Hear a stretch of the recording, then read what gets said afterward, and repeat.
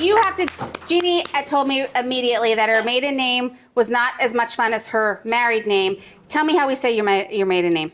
My maiden name is Muetz. It is spelled M-U-E-T-Z with an umlaut over the U.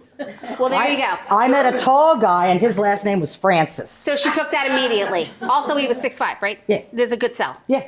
Good for you. No ladder needed. No. He could reach everything on the top shelf. Good That's for you. right. I feel the same way. Okay. Bullshit. Oh, boy. Heckler, our first heckler. Oh, yeah, because my dad's not here. That's right. Good job, George.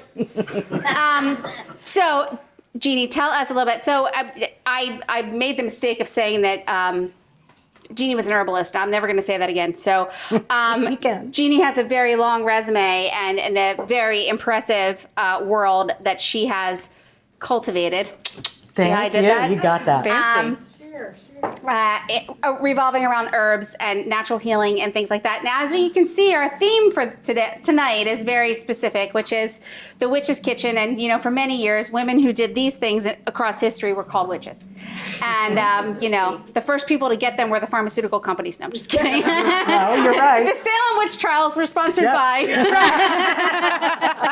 Merck. Just kidding. Anyway, see, I'm telling you, there's going to be a black car outside for me when I get out of here. Anyway, we'd love to share this with you guys. And from the dawn of time, herbs and everything you eat have been used to heal. And so Jeannie's going to tell us a little bit about what she does and how she does it. We're going to make some food with some of the things she's made.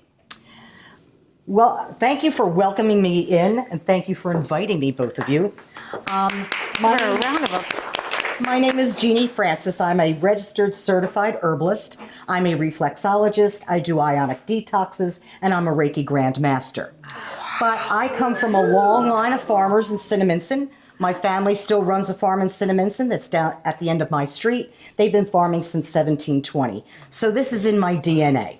Absolutely. Just can't help it. Wow. So when Kelly was telling me what she was doing, I thought, and she kind of left it like open. Where do you want to go? So I thought, you know, let's talk about some of the herbs that are going to be in the menu tonight and how I use them as medicine. And then I'm going to introduce you to a product called fire cider. And your salad dressing tonight is a vinaigrette made with the fire cider. Ooh. Yeah. So, I know, I'm already excited. one of the people, she is a certified herbalist. Her name is Rosemary Gladstar. She coined fire cider. Okay. What fire cider is it's apple cider. And then we add in onions and garlic and horseradish and oranges, lemons. But then I also add 3 herbs to this that help the liver function, because we cannot get rid of a cold or a flu without our liver functioning. And most of the time when we're got a snotty nose or head cold, the first thing we do is we go to the pharmacy and we get something off the shelf. To stop that. Well, it gets rid of the symptoms, but it slows down your liver. So now you're going to keep that cold or that flu longer. So I'm going to tell you how you can make a product in your own kitchen and keep it and how to use it. So This is going great. Yeah. next to you, I brought She brought this a for me, rosemary plant. which I'm very excited to plant at my farm. My husband told me it was too tall, so I had to move it to the side. He couldn't see me. So rosemary is really good for memory, but it also helps get rid of the brain fog. It's also really good to use as a hair tonic, or it's also great with grilled chicken. Oh, yeah, it is. Basil, which is something that I have to be growing basil. I always do. Basil is uplifting and it helps the digestion. But it also, people who have a sluggish digestion, people that get like the heartburn that's down here, the basil is the best thing for it. Makes great tea. Thyme is another herb that I use a lot, and I think that is in your recipe. And thyme is for clearing congestion in the chest and the lungs. So I use a lot of thyme. It's also good for your immune system. It's part of the immune boosting herbs. Dill is an amazing herb, and most people don't know that it is a great on the digestive system. Anybody that has any issues going on, I make like dill tea or a dill seed tea, and that calms things down. I love dill anything. Me too. I love it. My husband and I, our second child was colicky, and he screamed. He got a lot of dill tea. I thought you were going to tell me you named him Dill. I really was. I was like, oh. No. Dillard.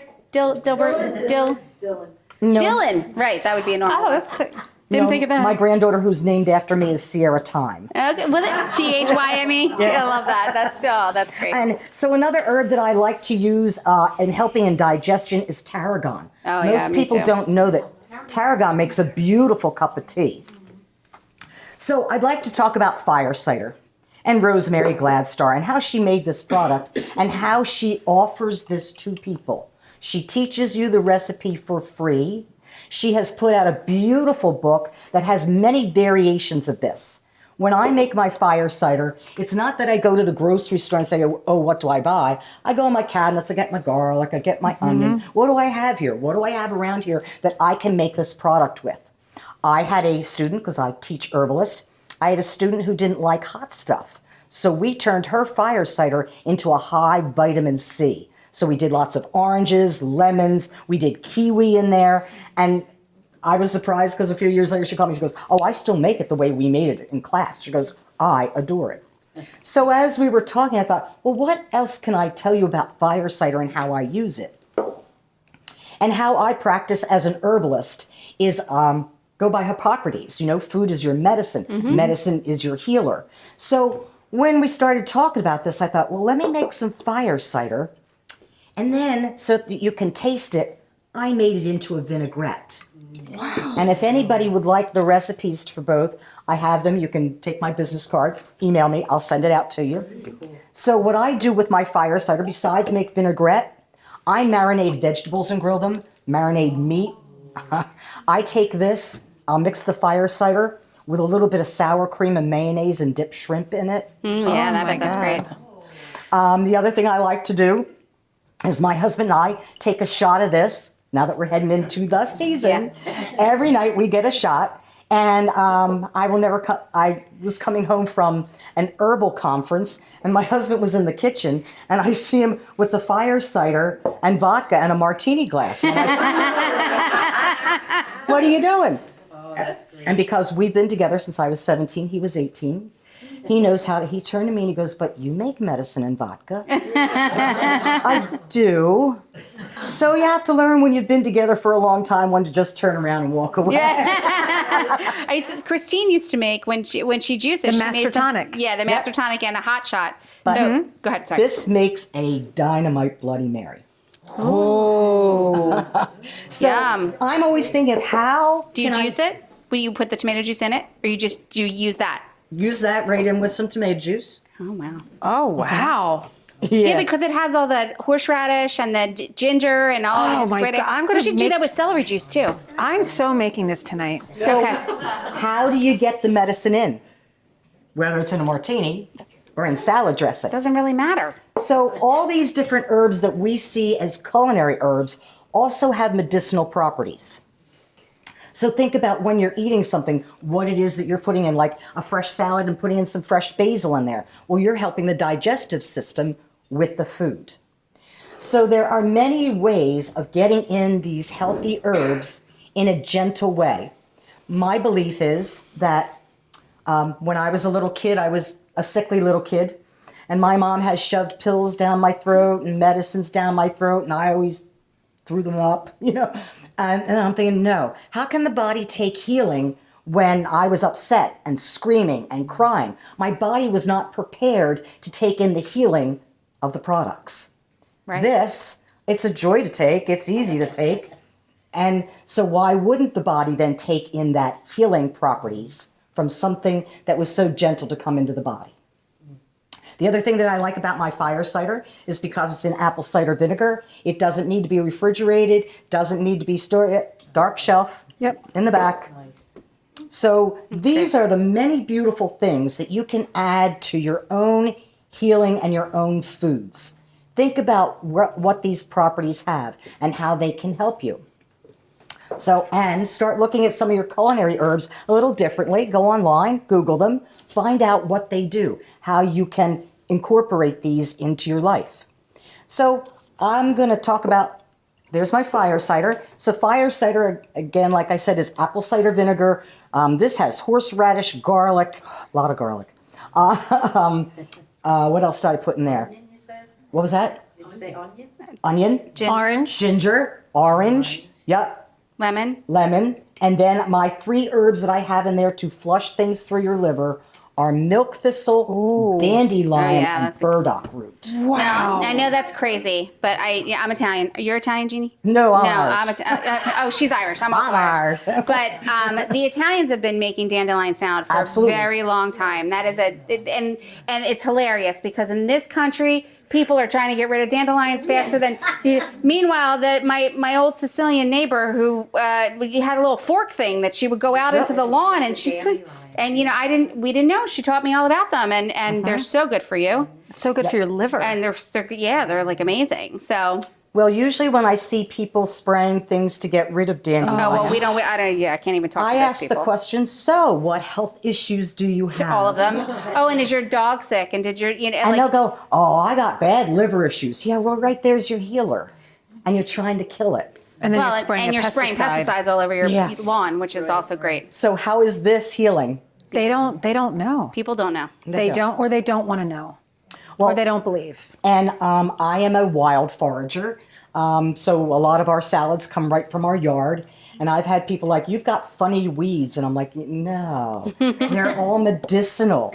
And there's one plant that's called wild lettuce that I grow a lot of. It gets very, very tall with big, thick leaves. And what most people don't realize is that's a painkiller, a strong painkiller. And people are like, what? I'm like, oh, no, we don't Want to visit, that. Christine? What's that? Want to visit? I want to live next door and I want to taste that. Me And then I too. need the mushroom lady to help me calm down. I'm coming to Jeannie's to take cuttings to plant on my farm. There you go. We can. So all these healers, all these beautiful plants are gifts that we've been given. We have forgotten how to use them.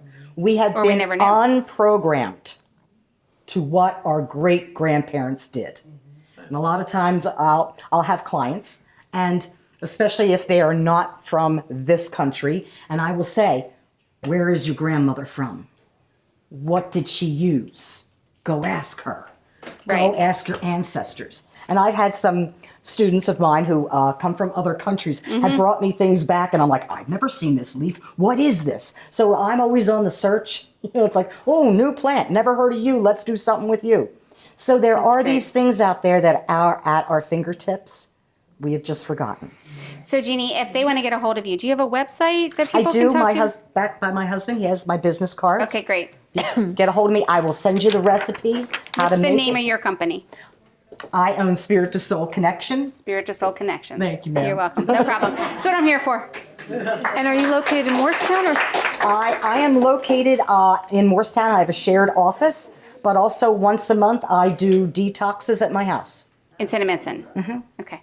Wow. Close proximity. She's right around the Right. corner. So I brought enough for this. Great. I have another jar. We're going to make a big ass salad. You want to make a Let's big go. ass salad? go. Denise asked if we could say ass on the show, and I said yes. So we are going Smell to. this? Is that okay? Yeah, we're going to do a spring mix salad. It's a harvest salad. This is a Gourmet Mama signature, fine. actually. I did rinse these it's fine. before I'm all about I brought this. them over. So we're going to make a nice big salad, and everybody's laughing because our only utensil today is the knife. I did bring a spoon. I had them. They're all. I'm not prepared today. You know what? It's the Gourmet Mama kitchen, which is supposed to feel like your house. So we spill stuff. You spill stuff at your house. We spill stuff here. And she moved. So And we do. I don't know where anything is, and you lose stuff, and you don't have stuff, and you kind of just wing it. And so that's part of the magic of Gourmet right. Mama. So my harvest salad is a spring mix, and then we chop up pears and apples. The apples are actually in the back of the. And I'm going to add them when I put this out on the buffet. But we're going to chop up some pears, and sometimes depending on what season it is, if I want to do this and they're not great, I might roast them. You could roast them if you want to do like a warmer salad. So we're going to do some pears, and then I have apples in the back. And the other thing that I did for you guys was I roasted a butternut squash. And that is actually out in the lobby too, and I'm going to add that to the salad. So when I roasted the butternut squash, how many people make butternut squash here? Okay, so you're familiar with it. You know you can eat the. How many people know you can eat the skin? You can eat the skin. How many people are intimidated by butternut squash and all the squashes? Yes, lots of people are. They don't know what they can eat, what they can't eat, and they're hard to cut. I do have a couple tricks for that. When you put your oven on to preheat, put your squash inside. When it comes to temperature, take the squash out and cut it. It's like 60% easier to cut. Then you have to take the seeds out. And what I do is I chop it up into little squares and I put it on the cookie sheet like it's a baked potato or anything like that. And it's a little salt. I do onion powder and then sage and then pumpkin pie spice. So you get this beautiful fall, and you're gonna taste it because I brought it with me. This beautiful fall kind of bouquet, a little bit of stuffing, a little bit of mashed potatoes, and a little bit of pumpkin pie all in one fruit, which is a little bit of what pumpkin, and butternut squash is a pumpkin. It's in the pumpkin family. So we're gonna add the pears, we're gonna add the apples, we're gonna add nuts, and then we have some walnuts, and then you could do pecans this time of year, that's always great. And then we have this product, which is also an Aldi product that I love. This is a cranberry cinnamon goat cheese. Really adds a lot to the salad. And this is the thing that people, my mother loves this. You love this one, right, Mom? This is the one. I got you the blueberry vanilla one, too. I got my mother the blueberry vanilla goat cheese, and she said, it's the best cheese I've ever had in my whole life. So, we're gonna add this in there, and then we're gonna use Jeannie's beautiful dressing with this. Wow. And this is gonna be a great way to end our meal. And to my Italian ancestors, they do like to eat their salad at the end to help with their digestion, actually, because the roughage helps with the digestion. So we're gonna just chop that up a little bit, and we're gonna toss. My only utensil, I have a knife, and I'll make it work. Trust me. And we'll chop it up and we'll toss it into the salad. And Jeannie, you want to throw your dressing in there, and then we will get this out. I hope you guys are still hungry because we still have lots of food for you. And Jeannie, what exactly is in that dressing? Yes. Jeannie's dressing is the fire cider. Mm-hmm. I have a little bit of Dijon mustard, a little bit of maple syrup, Wow. and That's the way I've to go. got white vinegar. Yep, that's literally, I don't make fire cider, but I use the apple cider vinegar. I love that we now have enhanced the apple cider vinegar, and that's my exact recipe for my harvest salad, which is crazy. Because we didn't really talk about it. She said, I'm gonna make a dressing, and I said, okay. And I said, well, I'll make a salad. And then I came with the harvest salad, and because it's that time of year. But I use maple syrup and Dijon, which is a great combination of things if you're gonna try a few things in a dressing. That looks great. We're gonna mix it with a teaspoon and a knife. And you know what? We're adaptable here. We are. We understand. We have more utensils in the other room. So when we get this out on the buffet for everybody to try, we will be able to toss it with something else. Well, girls, I think the Witch's Kitchen is That's it? got most. I What a know. night. You What a want to night. do anything else? This was so informative. Yeah, it was a good night. Thank you guys for sharing the magic. Thank you for everybody who came out.